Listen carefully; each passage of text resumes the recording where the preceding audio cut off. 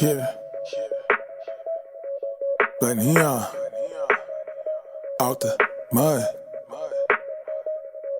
Before I get it out the mud, I stay on top of my fitness and hit the shower, clean it up, and then get back to the business. I don't care about who did it, I ain't worried who didn't. I head directly to the back, so I'll be there in a minute. I got expensive taste, the rollie got a different face. For surely I be in them places, they won't let you pass the gate. Post it up, sipping $1,000 scotches with the rock in it.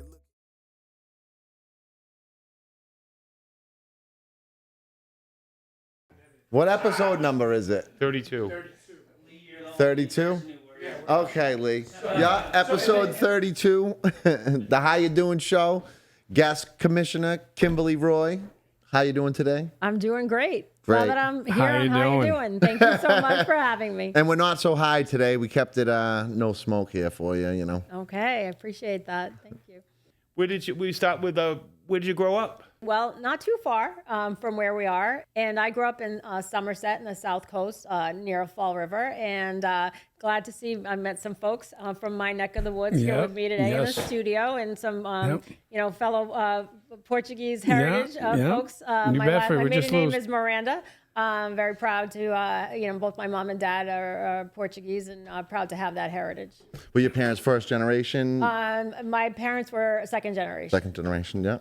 The only word I know in Portuguese is bom dia, bom dia, bom dia. Bon dia. Good day. yes. Grew up a slip and slide away on the other side of the bridge. Exactly. That's more Portuguese than Rick knows. Yeah, And he is Portuguese. And a fun fact, if I can share, you've heard of or been over the Braga Bridge, which spans the Taunton River between Fall River and Somerset, and that's named in honor of my great uncle, Charles Braga, who was in the Navy during Pearl Harbor and perished in the USS Pennsylvania. My grandmother was a Braga. That was her brother. That's pretty honorable. So, Wow. Yeah, that's after my great I'm uncle. afraid of that bridge every awesome. time I go over it. Yeah. To tell you the truth. So, and his remains are still in Pearl Harbor at the bottom of the ocean. Yeah, they sealed it Hawaii. shut. Yeah, so God rest his soul, but that I have pictures of my mom and my grandmother, my aunts, with Governor Volpe dedicating the bridge to my great uncle Charles Braga. Oh, that was really nice of them to do that. We definitely respect our veterans. We do. Yes, we do. I'll be thinking of that every time I drive over it now. Oh, yeah. I had no idea who the Right. bridge was named after, because my great uncles uncle. my I uncles drive had a over it boat like too 6 times a week. in Somerset, and we'd always drive underneath it. And it's like, oh yeah, here's the Braga Bridge. Braga Bridge Here's and the Braga battleship right Yeah, there. yeah, yeah. Yep. No kidding. So you grew up in Somerset. Where did you go to college? So I after? did my undergrad at Western New England University, and then I did my master's degree at Clark University in Worcester. I live in Central Mass now. Okay. I live between Worcester and Providence, actually, about 9 miles from the Rhode Island line, but in Mass. So beautiful area. South Coast is beautiful. Central Mass is beautiful. There's a lot of beautiful areas. Blessed to have grew up in one area and now live in another. Right. What did you major in college? So I majored in government and minored in business, and then I went on after college. I worked in the healthcare industry. I worked for Johnson & Johnson, so I was a professional hospital representative. So I was in teaching hospitals in Boston and Rhode Island, Providence, and Worcester. I had an antibiotic that I would share clinical information with providers. I'm proud of that work because, also when providers would go on missions, we'd provide them with lots of antibiotics to bring to, let's say, third world nations that had nothing. I called on different clinics, whether they were HIV. I called on tuberculosis clinics. So proud of that work. I think that really helped form some of the lens that I have today. After that, I decided I want to have a family, so I stayed home for 10 years, a boy and a girl, and now they're adults, and Congrats. stayed home Congratulations. with them. And then it was time to use my energy, get back in the workforce, and I started back in the workforce working for the Worcester County Sheriff's Office, and I worked my way up to the leadership team there, and I oversaw all the external programming, community outreach. I developed a curriculum with the sheriff called Face to Face. I've dedicated my adult life to prevention with young people, and we created this curriculum called Face to Face. And myself and the sheriff, we brought it in front of almost 400,000 middle and high school students.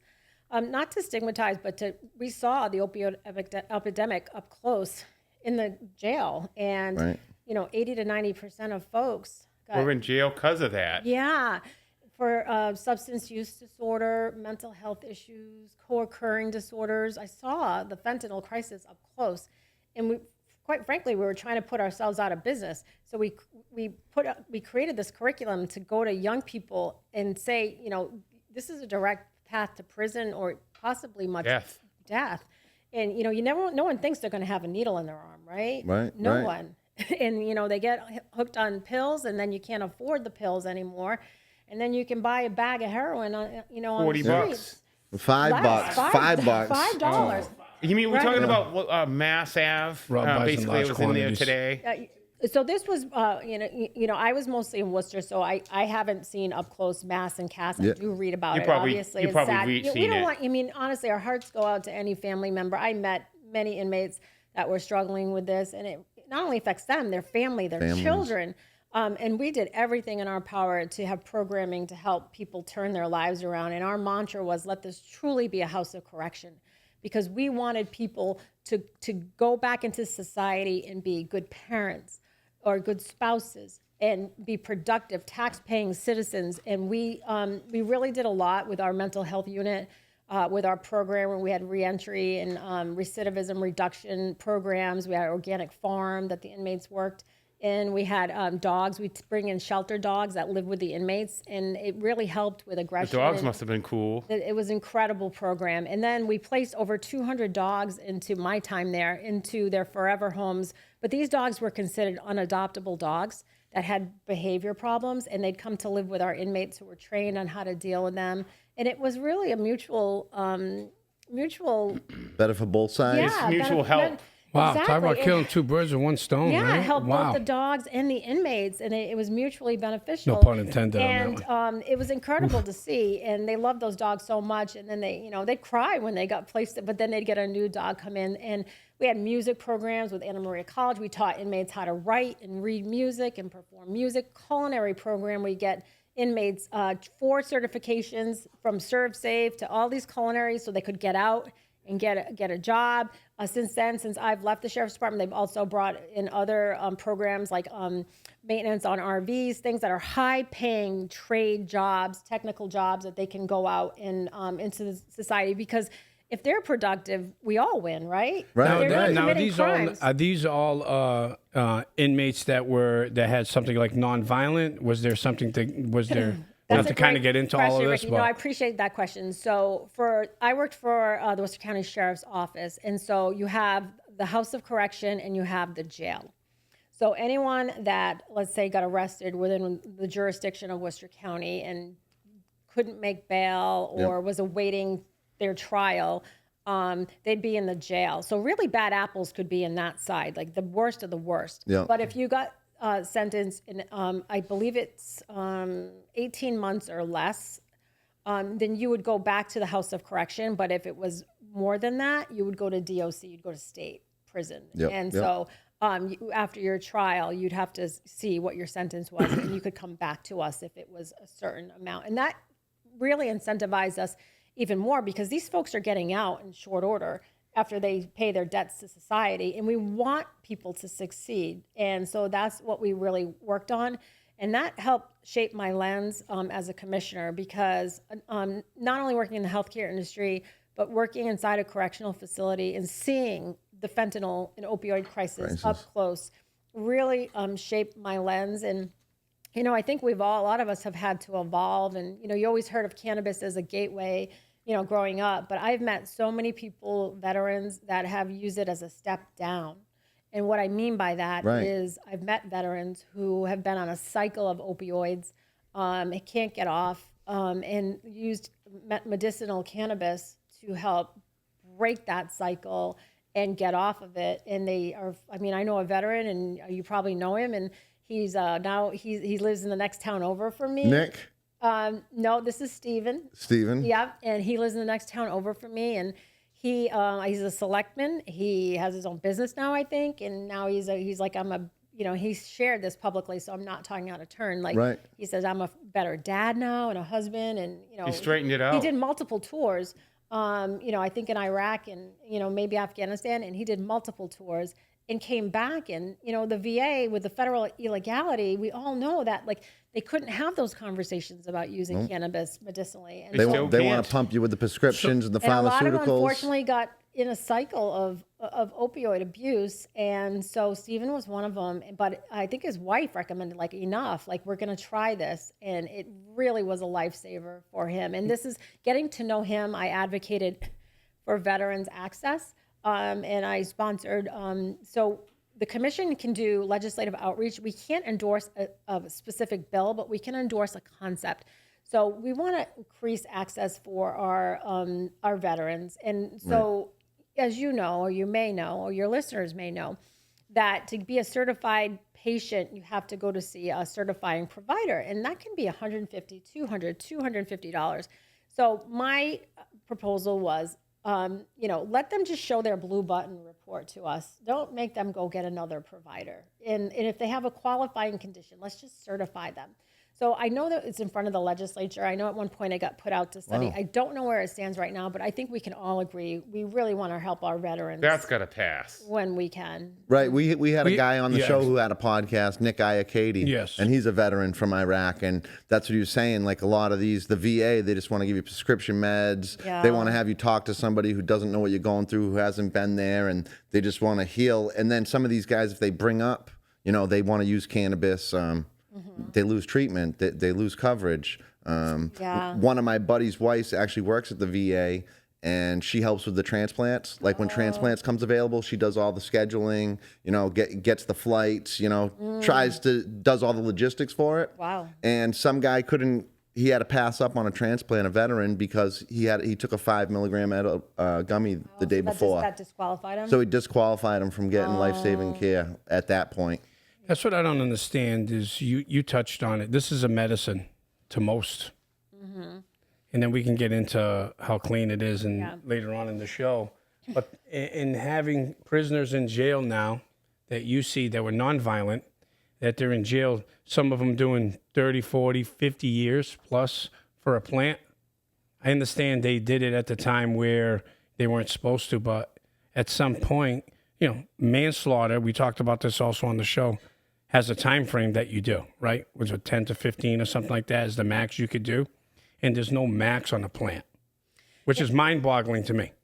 Yeah, so in 2012, Massachusetts voted to decriminalize marijuana, and I started with the Sheriff's Department in 2011, and I personally didn't encounter anyone serving time now for that. But having said that, could there be? Yes, and also having said that, the criminal justice system shouldn't focus on simple possession, and I don't think it really does. It's distribution, especially distribution to minors. That's a big no-no. And even for our suitability table, you're not suitable if you have a felony for distribution to minors. And I don't think anybody here would want anybody doing that. So, and some folks do get picked up for probation violations. So the ones that you see picked up are usually for probation violations, and maybe they had a significant violation, and cannabis was like a collateral part of that as a result. But and recently, I believe it was last year, Governor Healy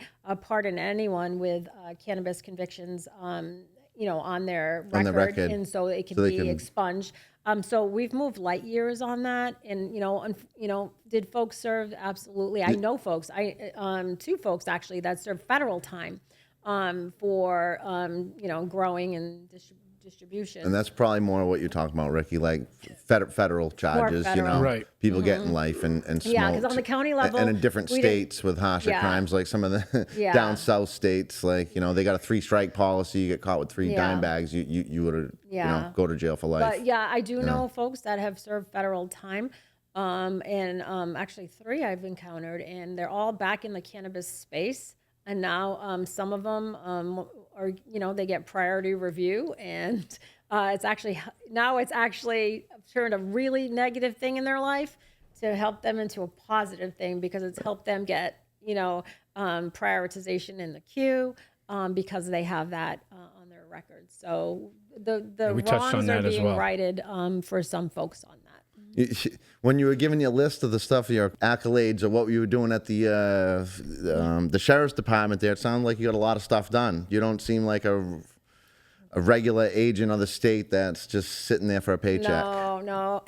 And I'm proud to have done things where there's been impact. And, we touched on that face-to-face program. We brought it in front of 400,000 students. And I think we're going to talk about the driver's ed curriculum that helped, focus beyond that. That's what I was, did that lead from that work? That's why you're absolutely, it did, Trevor. And when Governor Baker had asked me to be a commissioner on the Cannabis Control Commission, and part of it was my work in substance use disorder with young people, my work at the correctional facility, and my work in healthcare.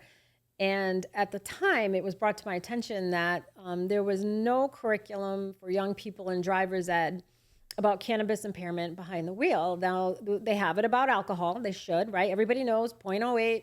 Oh, yeah. Breathalyzer, but there's no science. 0.18, Rick. What do you want? What do you want to be able to drive That's a whole nother show. Okay.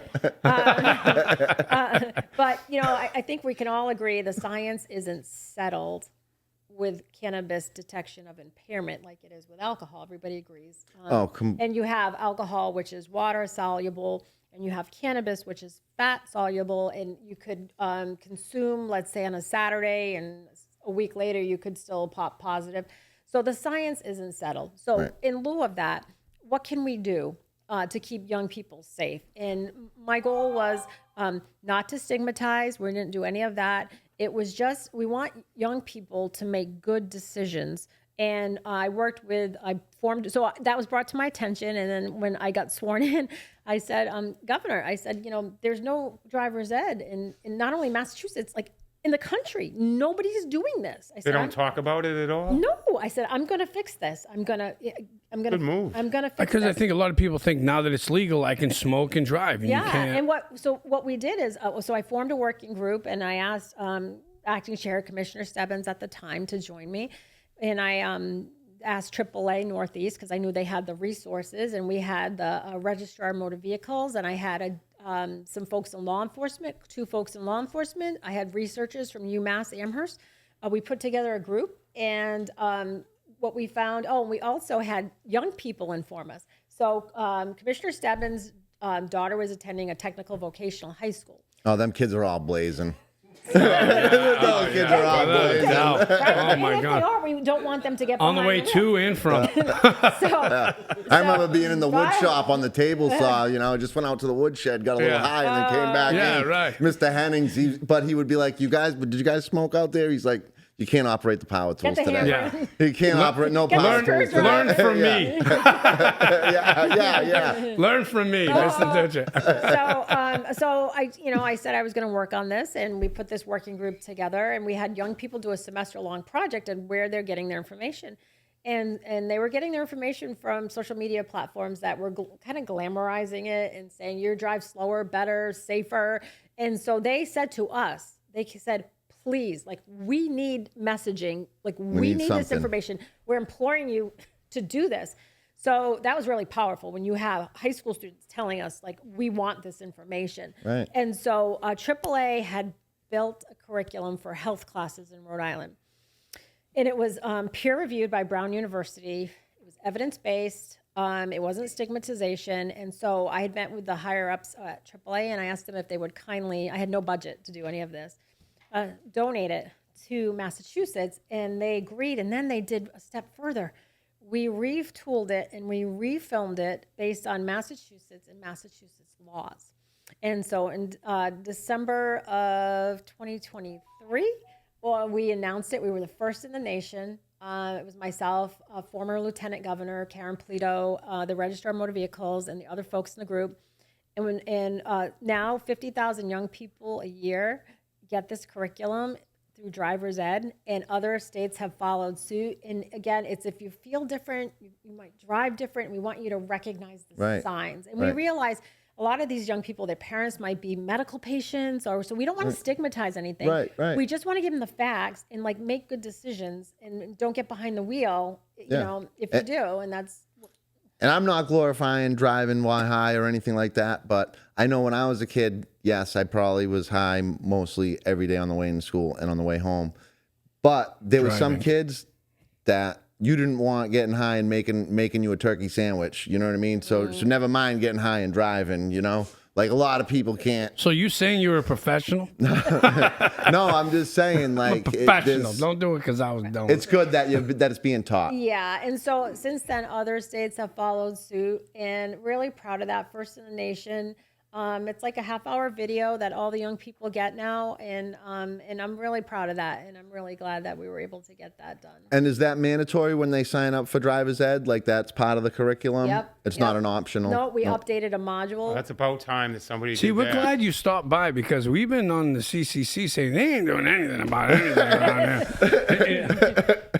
and we're, You're not, we have. No offense. Yeah. My mother says if you're about to say something that's not nice, yeah. you're going to start with no offense. Portuguese heritage, so you understand. No I'm about offense. to insult you. No offense, but it sounds like you get that Portuguese heritage to work. Trabalha. Let's go. Trabalha. Work, right. And for my colleagues, they do work hard, and some of it always doesn't get out there into the ether so that we can talk about a lot of these topics today. But I work very closely with a lot of the staff inside, and a lot of the stuff behind the scenes you don't see and you're not privy to, and you can't, until it's ripe to share with public consumption, the public. So anyway, I want you to know we are working hard, and we can kind of tackle some of these issues as we go through. When it was medical, it was through the health department, right? It was through DPH when it was medical. And then when it changed to a rec, it came through the Treasury Department.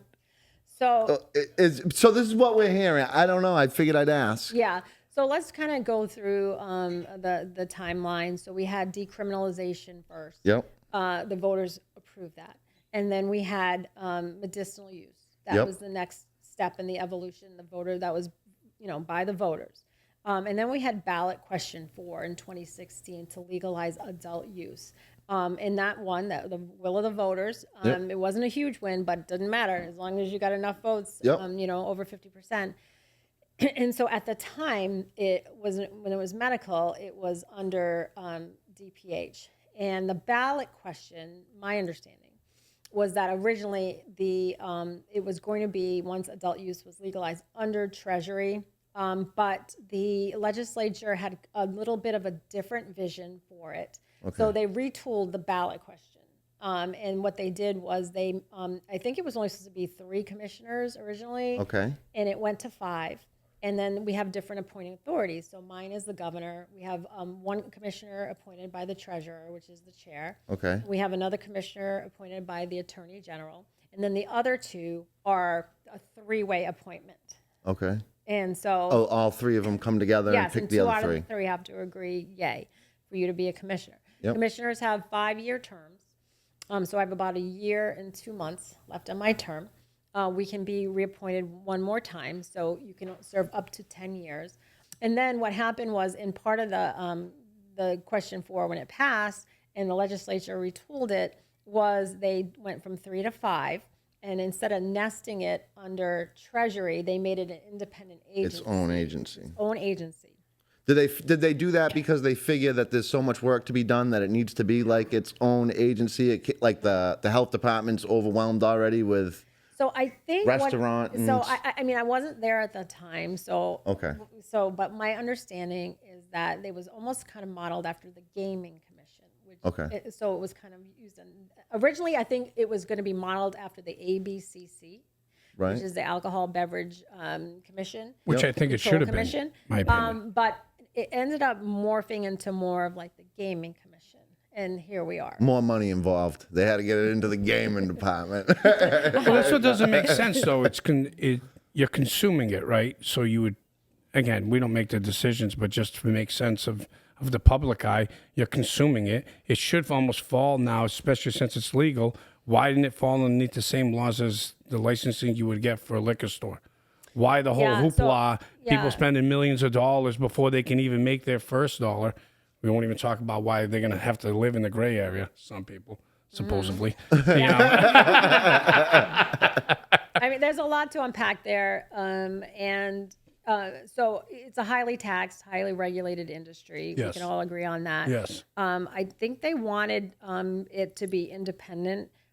So there wasn't any, like, let's say, political wins on the commission. They wanted it to stay independent.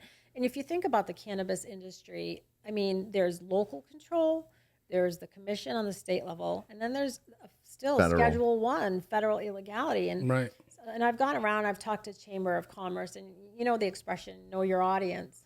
And so when I speak at the chamber, I'll ask, how many of you own a business? And half the hands go up. And of that, how many of you sell a product? And let's say 3/4 of those hands go up. So imagine if you own a business and the product you sell, you can't cross state lines.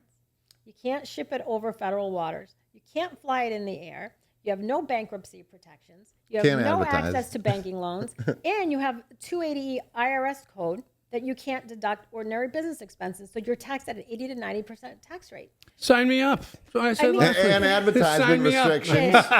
You can't tell nobody Oh, that yeah, you're I open, can't wait but to you can invest be in open. that business. So, We talked about this that's last year. incredible headwinds. And there's no FDA involved right now. And so each state is left to its own devices to regulate this plant, which is thousands of years old. But the research hasn't kept pace with the science of the plant. And, the FDA, Congress in the 2018 Farm Bill legalized hemp, and that will be a whole other discussion we're going to have about that. Yeah. But we don't have that. And so each state is left to its own devices around everything to ensure public health and public safety. And for our licensees, they have all of these headwinds. And I think a lot of folks anticipated that green rush or gold rush, if you will. And some got it, right? Yeah. They got in early and they got out early. Yeah. But, and we have a lot of smaller operators, and it's a real challenge out there. And I hear directly from them. I think a lot of them got in a little too in over their head, and it's easy for a scapegoat just to say it's somebody else's fault why they're not making money, to just pass the buck, Yeah. But some of the stuff, there is, some stuff that may need to be corrected. About the testing procedures with the cannabis, the requirements are everybody tests from a plant, and I believe you did something with the coding that tracks it back. Mm-hmm. That was brilliant. Oh, well, thank you. I appreciate that. And, if you know me and you watch meetings, I always stand for transparency. And that conversation, and I always meet with stakeholders, and I've gone all over the state to meet with them in roundtables, and I listen. And what I heard at one of the roundtables was about the lack of consistency and the lack of transparency around certificates of analysis. And what can we do as a commission? And then we had a public hearing with medical patients. And they said, some people want sanitized weed. They want it, and other people don't. And We're talking about remediation? Well, I'm talking, pre-sanitization steps, whether it's ozone or radiation. And people said, we just want the option to know. Yes. And we heard that from patients. We want to be able to access them. And if I had a hard time accessing one as a caretaker for a person. I was the consumer. So I brought that information back. And I said, we need to address this. There needs to be consistency and transparency and uniformity around these certificates of analysis, because we want consumers and patients to have this information. We want them to make informed decisions, and that's part of that. So I worked with our chief of investigations and enforcement and her team, and we created administrative order number 5. We voted on it in April. It went into effect June 16th. And basically what it says is if you're a cultivator or a product manufacturer and you're sending your products to an ITL, we have 11 ITLs right now, to get tested, you need to disclose if you did any sanitization steps prior to sending it to the ITL. Brilliant. And you can't just sanitize the sample You have to, if you're the going whole to, thing. Yes, because it has to be reflective. How do you hold them accountable for that? So we have 11 ITLs, and we have the product manufacturers and the cultivators send their products for a full panel of testing, and we test for, potency, pesticides, pathogens. And they're required now, based on this administrative order, to disclose if they took any steps to help reduce microbial contaminants. And it's not up for the ITL to determine who's being forthright. That's not fair to the ITLs. But the onus is on the cultivator and the product manufacturer, because if we find out they're not being forthright and truthful, we can suspend a license, we can revoke a license, we can issue fines. So they need to be honest and upfront with the ITLs about whether they did sanitization step prior to having it tested. It will say it on the package. Well, it'll say it's attached to the COA now, Yeah, right? so let me clarify on that. So some states require it on the packaging, like Connecticut, I believe Nevada. But we, we heard outcry from both sides, and I feel this is a fair compromise that it's in the COA. And my goal is, and you know how the commission works, right? I'm one of a board. I don't have any kind of unilateral authority. You're a collective. You guys all vote on this stuff? So right now we have 3 members right now, and we need 3. We need a unanimous. You need 3 affirmative votes. So we talked about my goal. With collaboration with my colleagues on the board, is to have consistent use of QR codes, those quick recovery codes we all got so used to during COVID. So we talked about mandating it for social consumption, which we're in the middle of those draft regulations right now. That's great. And I think it should be on every product that if you walk into a dispensary and you pick up that sample package and you take your phone over it, that should lead you to the certificate of analysis. And you can see the terpene profile, the TAC count. You can see if there was a pre-sanitization step. Wouldn't you love to have that information? Of course. Right at your right. fingertips. That's a right? great So that last step's not mandatory yet. Just No. the COA. I think for social consumption, we agreed upon, and we're still redlining, and it's going to go out for public comment. But we did all land in a spot that we agree that for social consumption, we want it mandated. I'd like to see that transfer to all of our dispensaries as well. I mean, who wouldn't want that information at their fingertips, right? And you know what? And that would lend itself to people who are canna curious. Like older Americans are so canna curious, but they're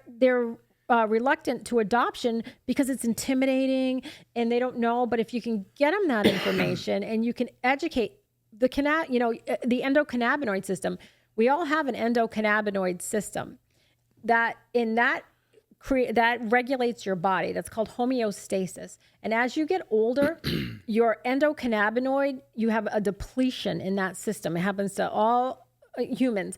And so this is where cannabinoids can help replenish with the endocannabinoid system. And that was only discovered a couple of decades ago. And I don't even know if it's taught uniformly in medical schools, but there's a real desire, especially for older Americans who are struggling with, comorbidities and things that happen as you get older. And so right now it's not FDA approved for any of those things. So I have to be very clear when I'm saying I'm not giving medical advice. Right. It's not FDA cleared, but you have curious folks, especially old Americans, and I do go around, I give a talk, I go, around the state, and I'll go to councils on aging, and I have a presentation, and it's always packed, and I always get lots of great questions. And I'll ask questions back to them, like, have you heard of gummies? And, and every hand goes up. And then I ask, I ask, well, what's the onset of action? How long does it take? Does anybody know how long it takes for a gummy to kick in? And not one hand will go up. Right. So that tells you, and for those listening, it can take sometimes an hour or longer, 2 hours for a gummy to kick in, depending on the person in the gummy, and if it's not a nano emulsion. So we don't want older people to take a gummy, say didn't work, and then take another one, stack another gummy, didn't work, right? Yeah. Next thing you know, everybody's laid out at the home. Yeah. And it's no joke actually, because older Americans have gone to the emergency room in higher amounts because they don't understand or know how to properly dose or start low and go slow. And I can't underemphasize the importance of education, and especially, folks to learn about the endocannabinoid system, which regulates your body. And so what a pivotal role, and this plant can help. Yeah, there's actually receptors in your body that the only compounds are only found in cannabis plants that the receptors But take, that should right? also change as well too. How long it takes to kick in, because there's also going to be a range too. Because if you take them all the time, like some people in here, and then some, and you never take them, what's that time range? Yeah, every human is different. And just like everyone has a different tolerance level, you can't say one size fits all. There are newer products called nano emulsions, which kick in more rapidly. So for social consumption, we're going to mandate that the onset of action, or when you can expect to feel an effect, is laid out clearly for consumers so they know. So I have another question to kind of go back to the testing. Do you see a division being hired just to go into the testing labs to grab their own sample and bring it to the testing labs instead of the honor system? Okay. All right. I'm going to unpack this one, Ricky. So since I started with the commission over 3 years ago, I have been fiercely advocating for a standards lab or a reference lab, where the commission or the state would have its own lab, which we can independently test. So right now, the system is conflicted. And what I mean by that, and I've said this publicly many times, is confirmatory testing has to go through one of our ITLs. And so we really don't have an independent judge, although, we send it to the ITLs and we clearly expect they will test it properly. Yes. So I don't want to mislead anyone by saying that. But, having like Maryland has a reference lab. So they will be able to independently buy product off the shelf and independently test it. That's like, if I had a magic wand, that's what I would wait. You would have that. Well, no, would have because I that. think that's what we talk about. Because I think that's a great idea. Right. Now, Maybe Because that's it's not fair to the testing labs that are doing it right, that are going under, because the other ones that are real busy, because their testing machines are just better than the other ones, I guess. I don't know what it is. So speculating. the commission, a lot of speculation. Yeah. so the commission in regulation, we can go in and do off the shelf testing, and we are doing that. And we can go in, and our investigators can go in anytime, announced or unannounced. Really? And they can purchase product. They don't do it every time, but they can, and they have. And I have been advocating for that as well. So we have robust and random confirmatory testing, because what sets us apart from the illicit market is that folks need to have confidence that our products have been properly and safely tested, and that the analytes that they look at have the procedures accurate and the results are accurate. We want accuracy in labeling. And that's what we talk about on the show all the time. And this show owes you an apology, especially Trevor, because we didn't think the CCC was really working out. Yeah, Well, we It didn't sounds like you guys are working. Trevor, We are. I mean, we all do, but Trevor owes you a bigger No, apology. but like with the testing though, we bought one of them just on the potency. We're not doing pesticides or anything the like orange that. box? Or, Yeah, the orange photonics box, and it's like 80% of the stuff's completely inaccurate, not even close. But it's funny that it's always less than what it is. If something says it's 30, it's always 15. If it's Trevor, so you guys went out and bought an orange photonics box. You're doing your own version of Secret Shopper, so to speak. You're going around and then you're testing it, and your results are what you're seeing in your orange photonics box is lower potency than on the label. 80% of every package. Okay. 80% of all the bags And what have we you bought done with that is- information? So I put little reels together and I show it to the consumers. I don't pay. Have you shared it with us? No, I just. We have it though. We will Like- share it. So, no, I'm sorry. Not me, but get it to our investigations team.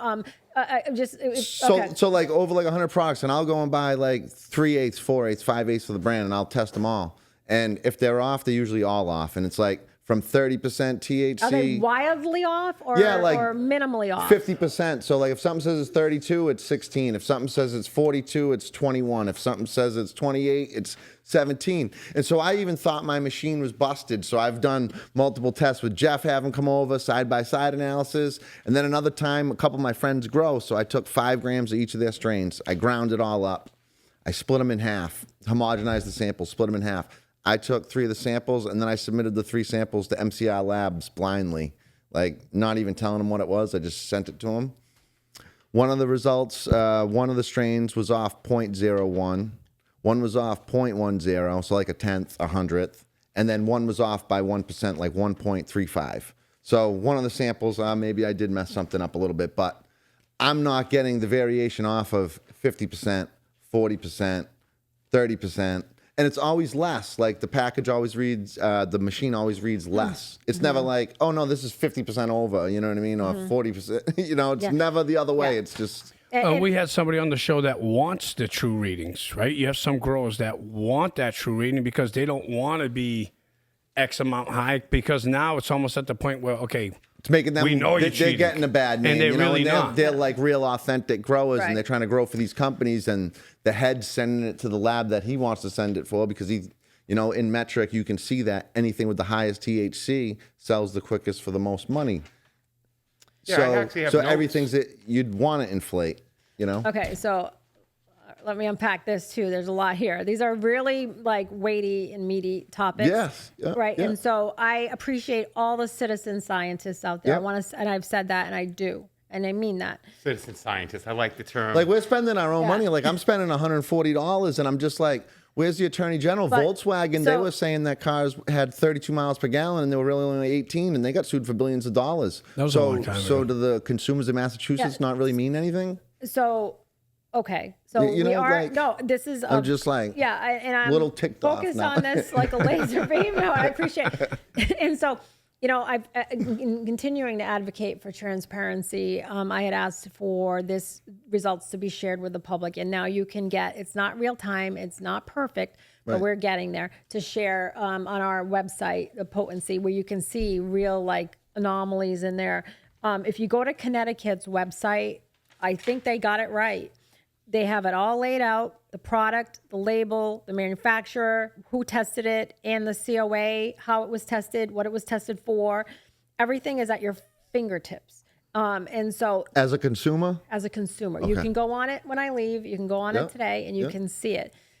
We need to get to that place like Connecticut. And we right now we kind of have a CSV file, and we really need something, you know, but that takes resources too, and our, you know, the budget's a little tight right now. But this is aspirational, and I look to Connecticut because I think they really got it right. And you know, we don't want anybody to do potency inflation, because you're defrauding your customers and your patients if you are saying something that and labeling it as such when it's not. So we take it very seriously, very seriously. And I have pushed for more real-time data as well. Right. And also, but besides potency, I'd like to see pathogens on there, the microbial, total Right. yeast and mold as well. maybe a few more pesticides or fungicides on the list. Right. but- And maybe, you know, the goal, and I'm the commissioner lead on testing.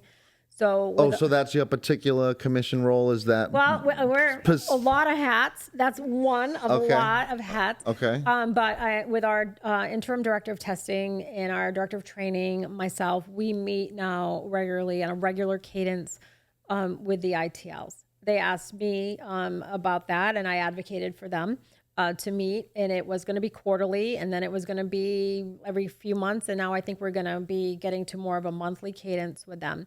And the reason is we all agree that the testing protocol and the regulations need attention. They need to be updated. We have what's called a QAP, which is like a quality control plan that we inherited from DPH.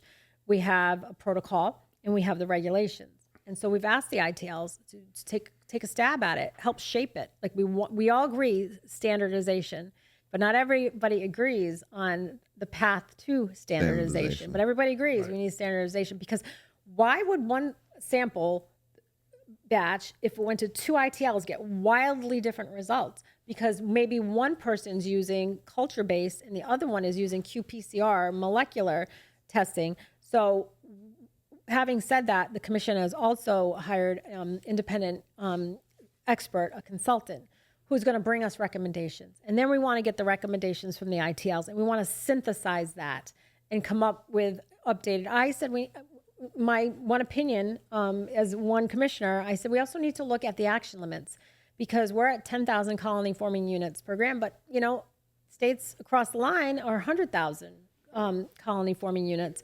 And, speciation, like let's look at Yes, things the that harmful make people, species.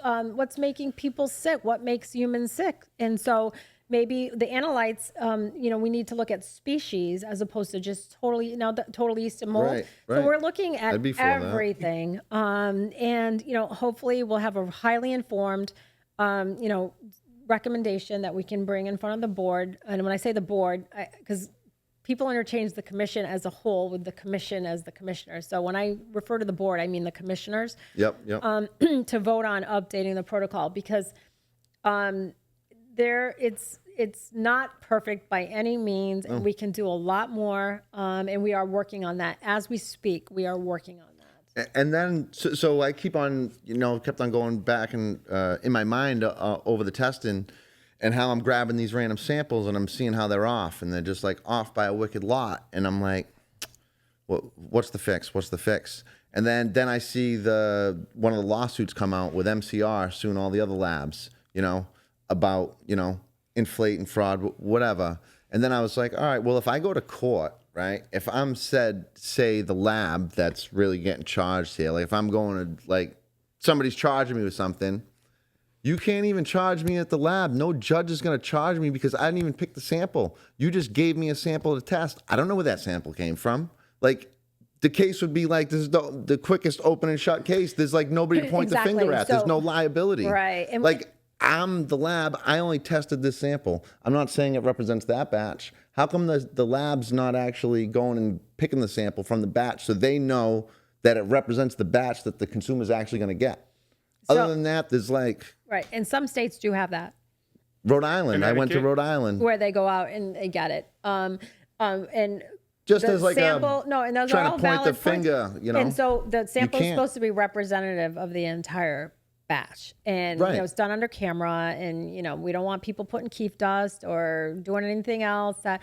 we need everyone to be honest brokers here because it impacts consumers and patients at the end of the day. So, but with the information you have, and you said you share it with me.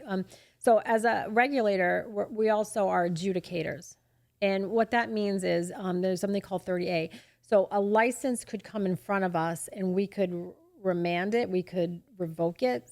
So Suspend it, whatever. Are you threatening me right now? So, so, we're like judge and jury. And so I'm walled off from the minutia of the investigations because you can't bias me. You wouldn't want me to be biased against your entity. You want me to be impartial and hear the facts. Because if we're the finder of fact at the end of the day, you need me to be impartial. So there's 30As. So so that information would have to go to our investigations team. It can't go to me. Yep. And so, but having said that, I'm aware of the concerns around lab shopping and potency inflation and passing total yeast and mold. Like, I'm aware of what's out there. And I have had many meetings internally on, how we're going to address this. And we are taking steps, believe me. It's a big problem. We are nationwide. This isn't unique to No, Massachusetts. No. This is a nationwide issue. Well, where people can take advantage, they will, especially if they're trying to save their livelihood, Yeah. So we are, we take that issue very seriously. We don't discuss our investigative methods, but what I can say is we have investigators out in the field all day, every day. Actively, there's teams patrolling. They're doing inspections. Yeah. Now, whether or not we sample off the shelf every time, I'm not saying that. Inspector Clouseau. But we do that. And has there been any licenses suspended, revoked, or taken back? Well, labs been slapped for caught infractions. All of our administrative. No, they're not administrative orders, but all of our enforcement actions are on our website. Publicly listed. So you can see so that. Everything's transparent with that. Yes. So you can go to our website and you can see all of our enforcement actions. They are public. So you guys, you guys are just not sitting back. You're making it happen. Because everyone we've gone to, we bought a product. I mean, very few of these growers with their numbers on percentage are even close. I mean, we've tested a lot of different products, but you guys seem like you're on it. So to that point, I also have, I don't know if you guys have followed this, I've advocated for a tip line, a dedicated tip line. We've heard about this. Yes. So That's a great idea, actually. So for not only for citizen scientists who suspect, someone is not following the regulations and is not being compliant, but for workers, right? We had a woman die out in Holyoke, and that's what from the mold. It was found in the cannabis dust. And OSHA investigated it, and was multi-agencies investigated it, and so that got me thinking about what can we do to help keep people safe, because right now you can call in, but it's ad hoc. There's like 20 different touch points. It's not streamlined. Well, you can call in, like we joke that we're complaint box A commissioners. We got a ton of emails, but it can go to I&E, it can go to our wonderful receptionist. Like it goes too many places, and we need one place. So we voted on it unanimously. We have created a position. We do have a hiring freeze right now because of our budget. So as resources avail themselves, we do want to bring this person on board. But we've heard from the industry, and we've heard that, they want a dedicated tip line. And then in the bill, we're going to get to the House bill. And part of that is for the commission to establish an anonymous tip line. And we couldn't guarantee anonymity before because we don't have authority to bestow whistleblower protections. The commission doesn't have that. Yep. But there have been carve-outs for, UMass has one. There's carve-outs. So we would need that carve out. So people are reluctant if they think that they're not going to have anonymity. And so that's been a barrier. So I think in this bill, and we don't know what the final product, but that's in the House version as well. But I'm really proud of this. I advocated for a tip line. It's happening. It's going to happen. And I think this is important for folks like yourself who are trying to be vigilant out there and to have a place where you can say, I want to share this information. What's the phone number anyway? It's not. We will. Rob's ready to But call. I think what's great that's happening in the industry right now is that the people that take passion in what they're doing, they want to make sure that it's clean. They are getting it tested, and hopefully there's enough of that goes around where, the people that are not doing it right are going to stick out like a sore thumb, and there's a lot of people in the industry that are doing it right, and they want this. And I want to commend them. And there are a lot of people who are out there, advocating for that. We want accuracy and labeling. And I have a saying, I say it many times, that sunshine is the best disinfectant. And this is why I want everything out there for the public to see, to have it at their fingertips, because, a lot of times it's the public that helps us, you bring us information and that leads us in a certain direction. And so having the tip line, having all of the testing data for the world to see, having all of these things helps us do our jobs at the commission as well. You keep on saying back to the budget. So this is maybe another thing that we don't really understand too much on this show. So of the revenues collected that the consumer pays, at the point of sale, does that money go to, taking care of all the commission's need, then whatever's left over goes to the state for anything extra? Or is that Sounds like that budget should be a little thicker. Yeah, that's what I'm saying. They're saying a lot of money. He's a little lean. They got $274 million last year in if cannabis. I may, Trevor, that's a great question. And a lot of folks don't know. Yeah, $272 million fiscal year 24 in total tax revenue collected. Of that, 98.7 was sales tax, and 173.7 was excise tax. So, when you go to a dispensary, and there's no tax on the medical side, but it can be up to 20% if you throw in a local option tax in tax revenue. It does not, and I'm going to say this emphatically, it does not directly go to the commission. It goes to what's called the Marijuana Regulation Fund. From there, the legislature appropriates from there. So it go to the brand new, fairly newly established Social Equity Trust Fund. So they get a percentage, 15% goes to that, right? off the top. Yeah. Okay. And then some of it goes to restorative justice programs, grants at correctional facilities. Much of it goes to BSAS, which is the Bureau of Substance Use and Addiction Services. So it goes to BSAS. I think over about 70% of the fund went directly to substance addiction services, which we want to see that. That's a good thing, right? People struggling, we want it to go back. So of that, the commission gets appropriated from the legislature, and we got appropriated about $19.8 million, which might sound at first blush like a lot. Doesn't sound like enough at all. Not even close. No, I mean, But let me just say, we're grateful to our friends at the legislature. I don't want to come across as speaking in the pejorative of the legislature. I'm not. And we're grateful for our partnership. But we have grown. We're just under 140 employees. It's an $8 billion industry. About 64% goes to payroll. Which is normal for any industry. It's usually about 70, actually. Of that, about 50% goes to investigations and enforcement for investigators and testing team and all of that. About 20% goes for our IT. Now, don't forget, we have a patient portal. We have our own IT needs. We work with Metric, right? C to sales system. So we have a lot going on there. And then the final 17% goes to like vehicles, so the investigators can get around the state. It goes to legal. It goes to badging, background checks. Now, don't forget, we have almost 90,000 patients, and we don't charge for those cards.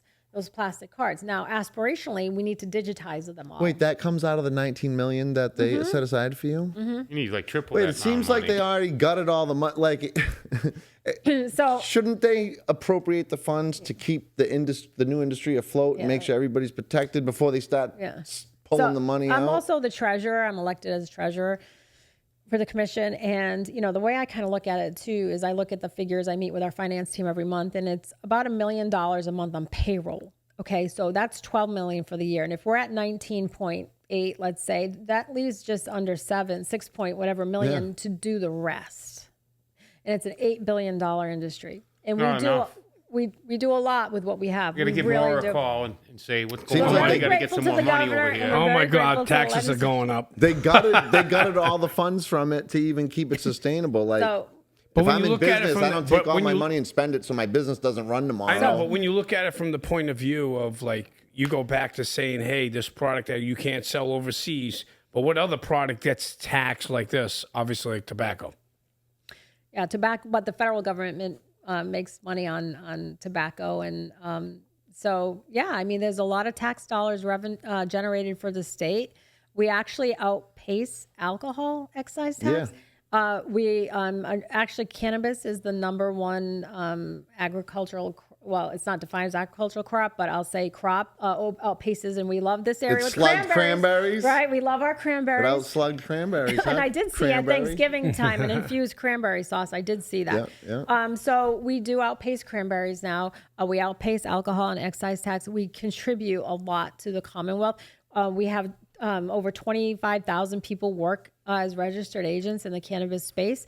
And that's just the direct tax off of the cannabis. Never mind, somebody's got to get taxed on lumber to build this dispensary. Well, and if you go to payroll these- tax for the labor to build these facilities. Right. Tax. So it really even generated even so much more than what's this 272 million. Right. Why they gaffing? Why they stealing our money? And also, think Why they about- gotten all the money out of the program, out of the industry? So, and I met you guys at NECAN, and think about all the ancillary businesses that were there. Yeah. Most of them were. Yep. So think about The rollers, the filtration packaging, systems or packaging or AC the companies, lighting and the AC. And So what are we getting at? Where's the rest of the money? Yeah, how come they didn't keep that money and then left the so left? we will continue to advocate Seems a little light. for additional funding with our partners in the legislature. We will have additional responsibilities with social consumption when that is ready to go. That'll add another layer. We had to implement Chapter 180. I was the lead, one of the lead commissioners on that for HCAs. And if you guys are familiar with host community agreements, that was a real sore point in the industry for a long time. The protection fee. It was a wild west. I read many of them. Quite frankly, many of them were like contracts of adhesion.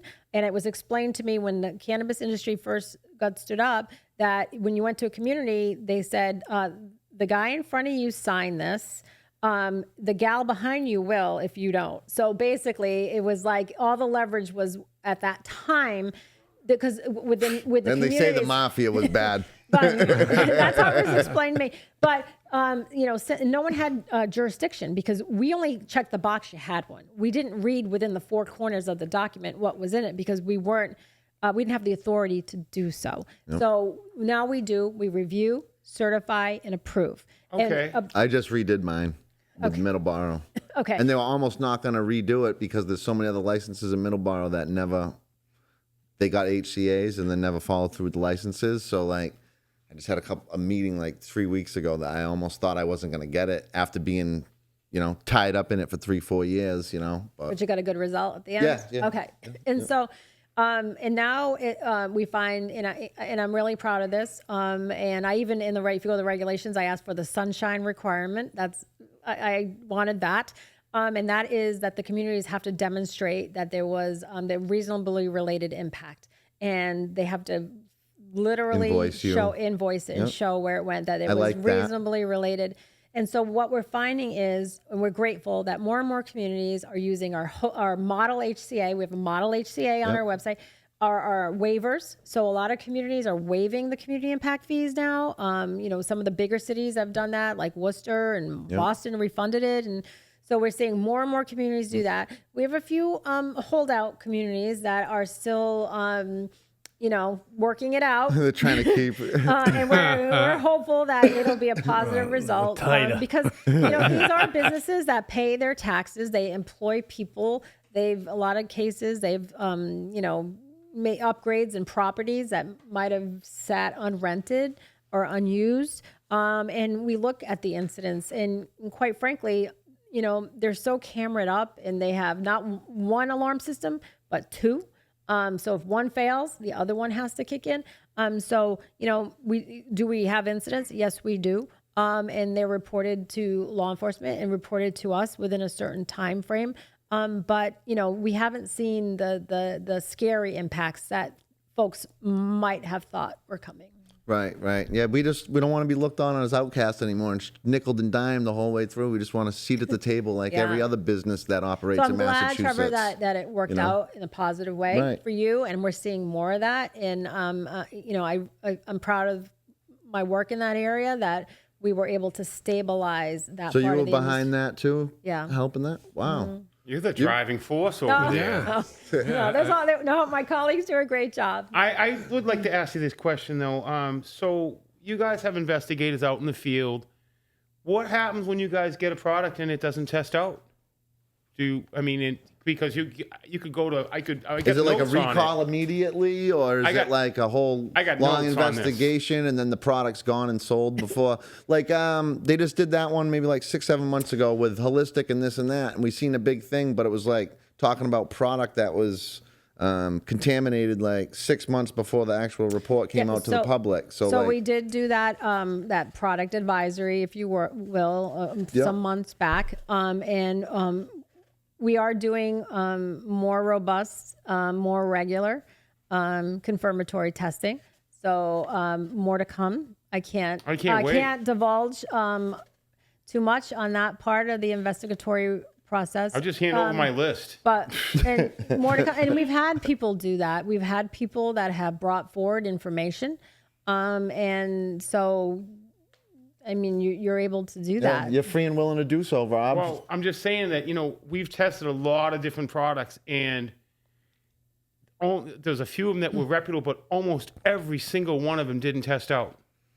Almost every dispensary we've gone to. And then a couple months back, though, they looked like they was getting some traction because you started looking at everybody's website, and you've seen a lot of you weren't seeing 40s anymore. You weren't seeing high 30s anymore. They know they get looked at now. It's coming down. The sheriff is in town. So then we fired up testing again, and then the first 3 brands, all 3 of them, I spent what probably were they labeled at?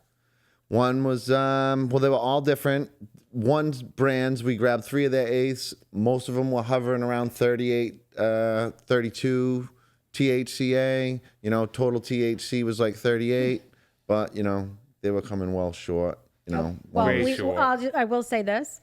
We take complaints very, very seriously, and we do our due diligence on all of them. And if there's merit, we investigate it to the fullest extent. What could the possible... Okay, let's just say, for instance, one of your investigators goes and buys some product, gets it tested. It says it's 36 or say 32, and it comes in at 14. What was the enforcement procedure from there? Rob, I think she already said she wasn't going to Yeah. just close any of that. More to okay, come. I'm Let's just sorry. say more to come. No, Okay. how about this? So if you do, You're trying to clean it up. Yeah. he asked the same question. Yeah, right. Yeah. Question, different You need way. an investigator? That's Rob right there. He's going to twist everybody Yeah. right up. Yeah. So No, I'm just an idiot. That's what it is.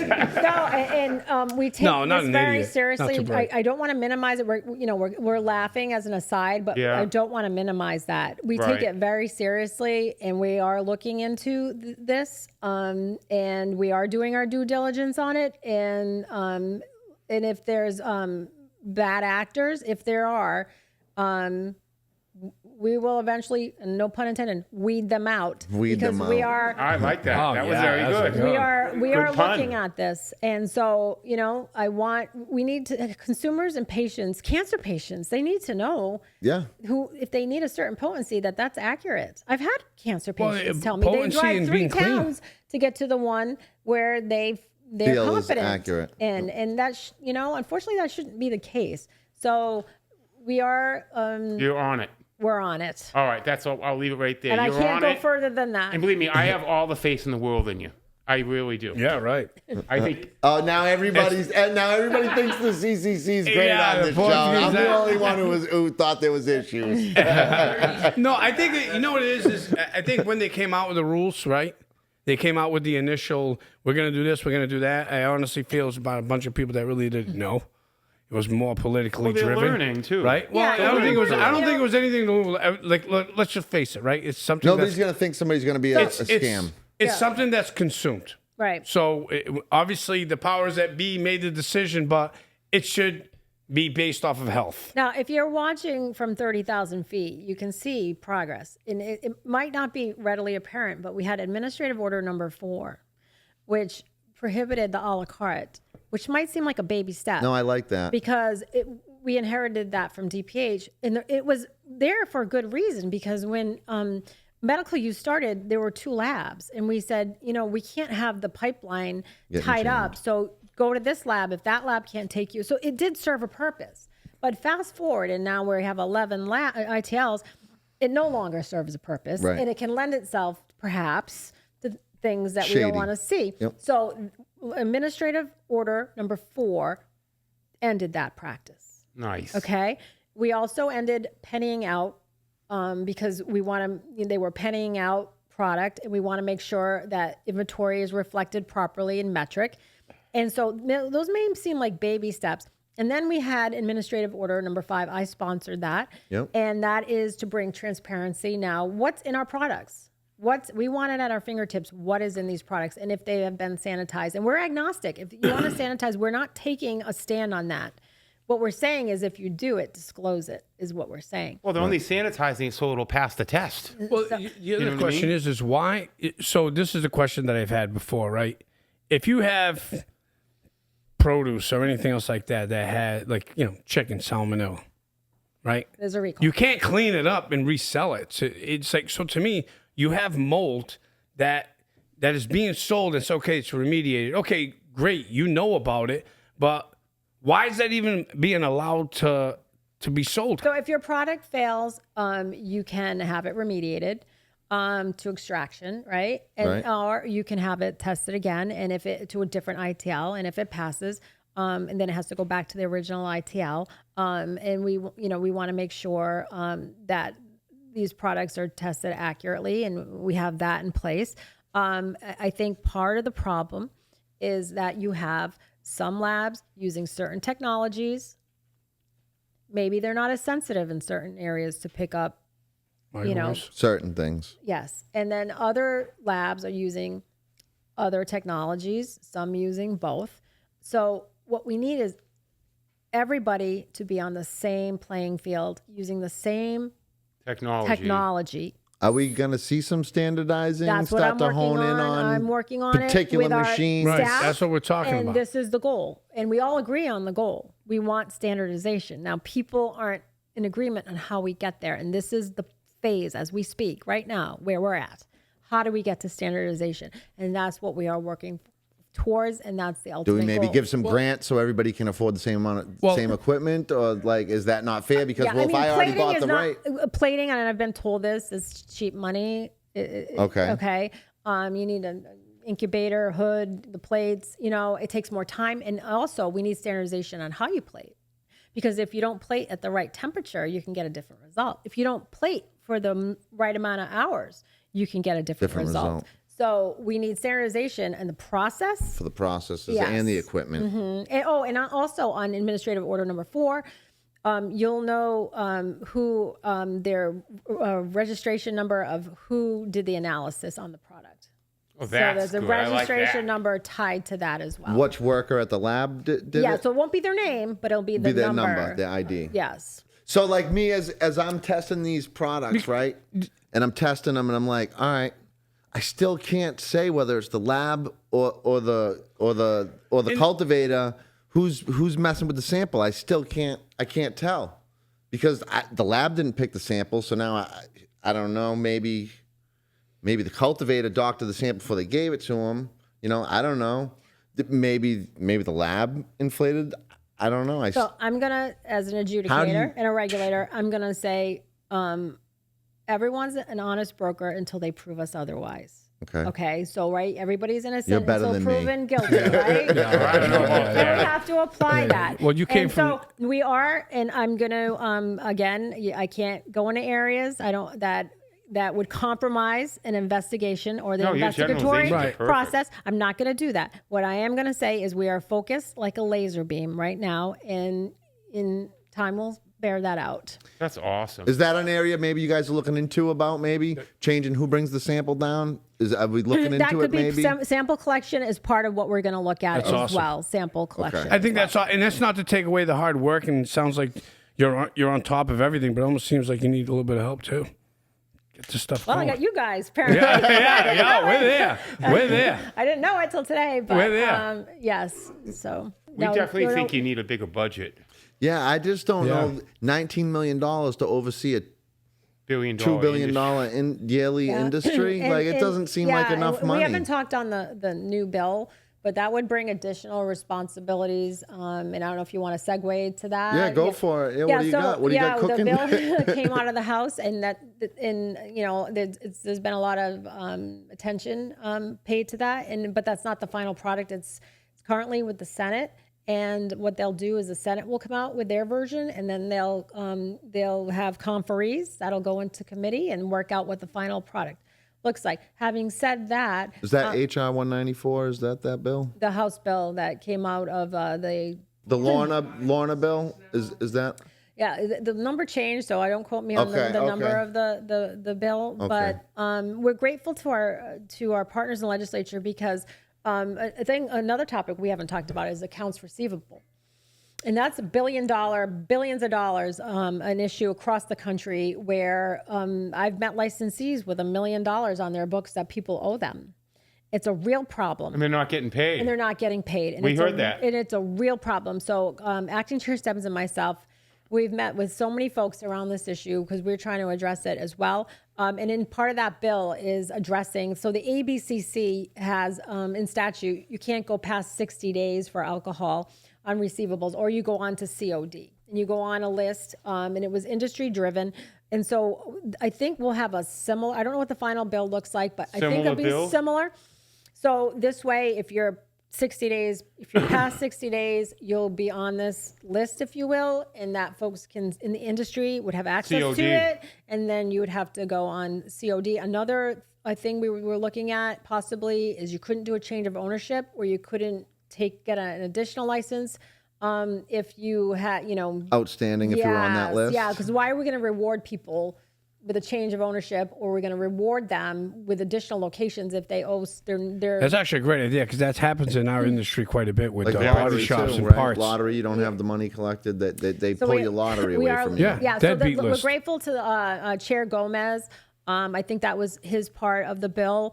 He's the Senate chair of the Joint Committee on Cannabis Policy, so we're very grateful to his work in that area. It's a big problem, not only Massachusetts, but nationwide. So that's one part of the bill. Another part is intoxicating hemp. And that's everybody's talking about intoxicating hemp. So for your listeners, I'm sure they know this, but 2018, the United States Congress passed the Farm Bill, which legalized hemp as a commodity, as a agricultural crop. It was mostly used in textiles and clothing, and people got really creative, and chemists got creative, and they started extracting from the plant and then reconstituting it. So it falls under the 0.3 THC, but it's intoxicating hemp. And you have some of it's synthetic. You have one of the ITLs. I testified in front of the Agriculture Committee about it, and one of the ITLs did their own version and tested thousands of products, and they called them Frankenoids because they were Frankenstein-like compounds that no scientist could identify what was in it. Cannabinoids? Kind of thing. Frankenoids. Not even Frankenoids. So not derived from cannabis or hemp. I shared that with the legislature, and at one point, you guys might remember this. Before all of that, I referred to it as gas station weed, and I called it a public health menace because it's not accurately tested. There's no uniformity around testing. It's not age gated. When you go in a dispensary, how many times does your ID get checked? Twice, right? At the door and at the point of sale. Yeah. Camera it up. So we're finding these things in gas stations and convenience stores and online. Damn. And we recently, our team, we ordered some of these products online. They're supercharged. Like we're talking 100 times the potency of what's legal in Massachusetts in these edibles. Supercharged potency. And you didn't get age verified online? Anybody can hit. I'm 21. Yeah, I'm 21. Let's be honest. And clearly marketing to young people gummy worms that you look like you got at like a local Sour Patch Kids and stuff like that. Yeah, cartoons on the not child resistant packaging, and so young people are getting their hands on these, and it's a real problem with young people. Springfield just banned them outright. Intoxicating hemp got banned by the city of Springfield. California is looking to ban them. The United States Congress, out of one of the House committees, they're looking to regulate it. It was a loophole, and it got exploited. And unfortunately, I mean, like the sodas, like the people making all them sodas with that aren't regulated. Well, the seltzers, the bill will incorporate a place for the seltzers, and they'll be they call it endorsed by the CCC. So we'll make sure that they're properly tested, and then they'll go in package stores if the bill stays the way it is. Hemp is a legal crop. It's legal. Legal. So we want to federally. want to make sure it's properly tested. But we just don't want young people getting their. I mean, some of this supercharged stuff where some parents have reported psychosis in young people or hyper emesis syndrome, or so we don't want that for any young person or anybody. We just want to make sure that the investigators know what they're looking for. And then this is what I was asking about testing the facilities, like cultivation, like in the food processing. Usually the Board of Health, they'll come and give the building envelope, a seal of approval. Is there anything that maybe in the future you guys might extend, like testing to facilities to try to catch the bad product before it actually hits the consumer and they smoke it and then they read about it 6 months later, like, it was contaminated, but hey, this is a little late. I already smoked that. Like, what's the point of I even appreciate, printing the paper? There's no such thing as a recall. It's already smoked up. And I appreciate everybody wants everything like real time or yesterday, but it ain't possible. Folks are afforded due process, and we have to do our due diligence, and investigations take time. You can't just jump in like your fire marshal bill. You wouldn't want that done to you at your place, right? If you owned a dispensary, you would, or a cultivation or apartment factory, you would want due process. Listen, we, on the behalf of the How You Doing show, we do owe the CCC an apology because we didn't think you guys were doing anything. I said this earlier. It definitely get your arms around it, and it's there's a lot going on with this. There's a lot more going on with the commission than I thought. There's a lot that revolves around public health. Here's my and public thoughts safety. on this. I just thought you guys just maybe sat around a room, had some donuts, some coffee, and just talked about this. But obviously, he's like, that's what we do. No, and obviously there's a whole lot more going on. I feel a whole lot better about the industry now listening to you. I do too. And I'm grateful you gave me the platform, the opportunity to give you a little glimpse of what we're doing. I can't spill all the beans. No, we appreciate but, it. Believe me. We have about 140 people that are really talented and dedicated, and I want to take this opportunity to thank them, what they do behind the scenes. And so we are working diligently. It takes time on some of these things, and it'll bear out. Well, it's still kind of in infancy. With all the regulations and the people and the compliance, and once you standardize everything, there'll be a lot. It'll be a lot better for the consumer. It will, and QR codes I think are a big part of that. I think that's going to be. I think that's a huge step. I think so, and getting our website when we have the resources to do so. To get it like our friends in Connecticut, where everything is for the world to see. It's all transparent in Connecticut. Because sunshine, again, is the best disinfectant, and it truly is. And so we do a lot here. We do a lot of outreach as well. And so I appreciate you having me on. I enjoyed my time with you, and I'll come back at any time. But thank you for coming on. I appreciate you taking the time to come talk to us. And don't forget to apologize. Fill us in on a few things. Well, it's been my pleasure to be here with you and your listeners, and hopefully we're able to tackle all the topics that you wanted to talk about. Well, no, I didn't. I wanted to really go hardcore, but I don't want to upset you. Okay. No, I'm just kidding. I think what you covered a lot of the topics that we really were interested in. I like your point with the kids. You got to protect the kids, number one, and the packaging, making it very appealing for the kids. User-friendly. Oh, I see what you're saying. I like what you're doing there. Yeah. I like the bills you're introducing. I like the way the commission is going. Yeah, and I appreciate you having me on and giving me the opportunity to share a little inside baseball on what we're doing. And believe me, you did it. You were amazing interview. Yeah, without a doubt. Have me without back. a doubt. And way smarter than all of us put together. by the way. No. You guys are very well Except versed. for Dr. Jeff, he's pretty sharp. And what I appreciate, I can tell from all of you, you're just trying to safeguard public health and safety, and by what it is you're doing, and you can share that with our investigations team if there's information you think is relevant. And I'll keep them busy for weeks. We just want we want consumers and patients to feel confident that their products are accurately labeled, and that's what sets us apart. Like, I don't like labels, but I just feel certain people are using this labeling and misleading customers, for a profit when they're actually being disingenuous and not, trying to hook these people up with good product. They're just using these numbers as a sales tactic. Well, we get leads all the time, and we take them all seriously, and we evaluate them for merit, and we do our due diligence on all of them. Awesome. So, Rob, if you want to be a snitch, you can be a snitch. All right. Having said that, thank you. Thanks, Kim Roy. Yeah. Awesome. Thanks for coming on the show. Do you have a website or anything we could plug?